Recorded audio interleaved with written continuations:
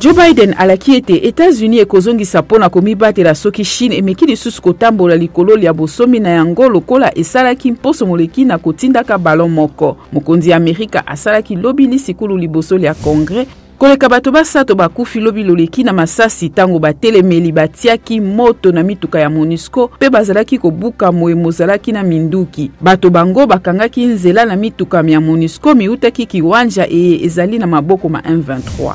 C'est ça que misala mitala ka bopandi sango pe radio na télévision ya RDC ezui mokano mwa kokata bolaki sibwa ba radio pe télévision ya Rwanda na liboke ya Canal Sat pona mikolo tuku libwa. C'est ça que epaleli Kigali ko bebisa bililingi ya ba media ya RDC pe Canal Plus kotia ba media ya Rwanda na kozanga koyebisa yango. Halilal ya Arabie Saoudite eleki na finale ya mondial ya ba club sima na kolonga mingete misato na mibale Flamengo ya Brésil.